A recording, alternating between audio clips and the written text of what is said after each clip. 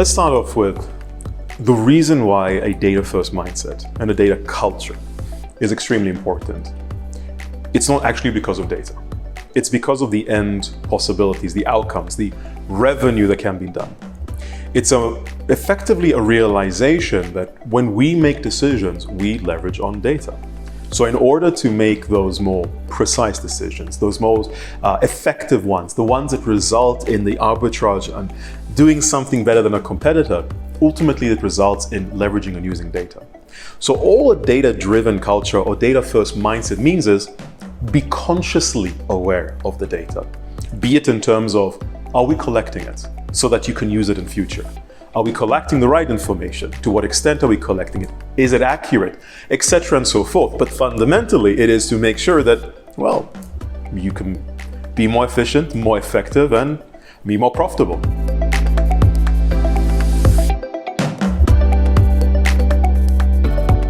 The focus or the criticality in terms of being ahead of the curve is, in the end of the day, in my personal opinion, knowing something that the others may not know. That's number one.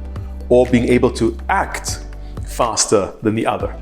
In the end of the day, that's what makes the first place, second place, third place in a race. That's the difference. That's exactly what data gives us.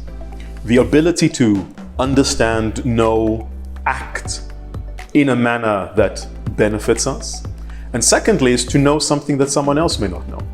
So whether it is in terms of customer engagement, in terms of credit cards, auto loans, mortgages, doesn't matter, is who is really our customer? What is the appropriateness of that product? In what way should it be positioned? Whether it is in customer services. The same objective could be presented fundamentally differently and result in two different reactions. That's data. In terms of course, the risk, compliance, financial crimes, it's all about data and how do we use it to make sure that our safeguards, our controls are in place. That's how we use it and that's how we think about it.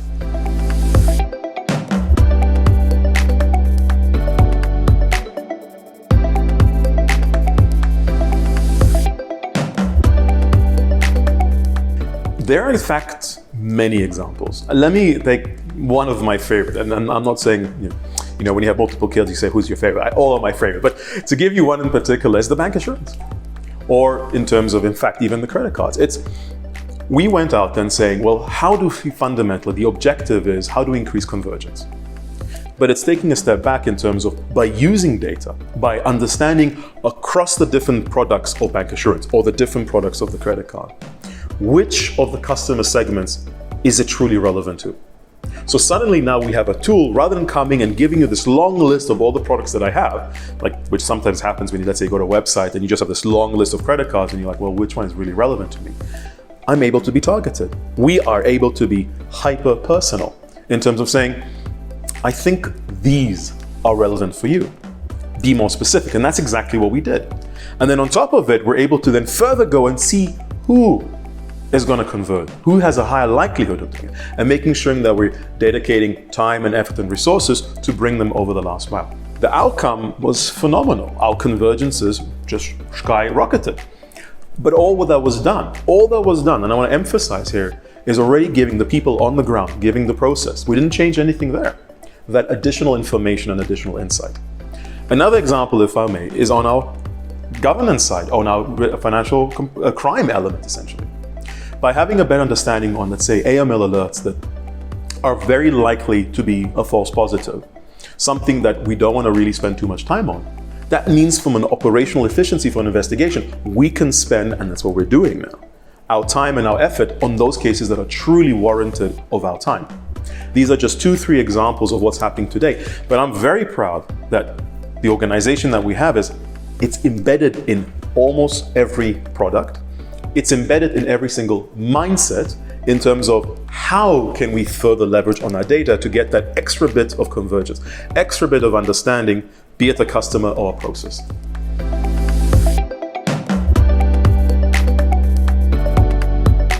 I always take the attitude of, 80-20. So 80% of our effort and time needs to be in operationalization. In other words, Whether it's AI, whether it's LLMs now, whether it's blockchain, it is a tool in the shed. And we need to be proficient, we need to be capable, we need to be enabled to use the tools that are available in order to get the job done. And then 20% is we also need to have the capacity and capability to explore, experiment, try new things that constantly push us forward. So that's how it will benefit us. One, knowing what the tools are and how to use them, and knowing and exploring those possibilities, the unknown unknowns.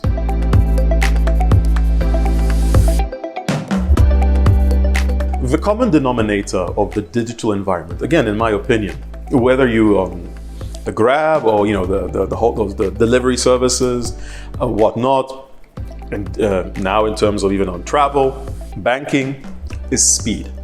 We're now in the environment, and I always get this wrong, is we, I want what I want when I want it. So to do that, we suddenly are losing the time to have the luxury of time to react, to think, to contemplate. We need to be able to respond appropriately, correctly, in a relevant manner, fast.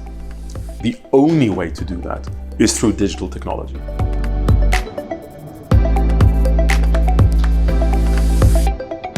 Well, to be honest, I only think that the resistance will come into play is when it's seen as something different. When, it's going to change my process. Let's call a spade, it's going to change my role and whatnot. I think when we take a step back and realize that at the end of the day, all that a data-driven culture is calling out is be consciously aware of the data that's already part of your process and how to enable you in what you are already doing, use more information, use more data, and be more knowledgeable from that extent. I believe that when that's kind of situated in that manner, there should be no resistance, because show me someone who doesn't want to hit their KPIs. Show me someone who doesn't want to make more money. This is just another means of hitting those KPIs and making more money.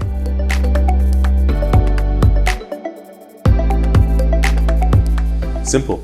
Just start. If you haven't already, just start. If you've started, challenge yourself to go to the next step. If there is any support or help or needed, that's the wonderful environment that we have all the people, we have the access, we have the resources to support and help. But the core key message is, in the words of Nike or Zoolander, depending on which reference you prefer, is just do it.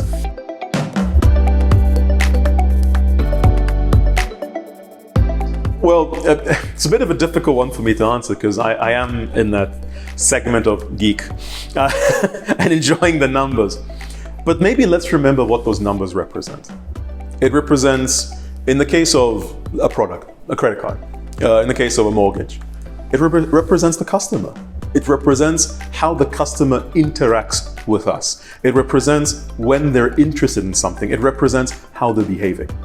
The numbers are simply and merely a mechanism to capture that.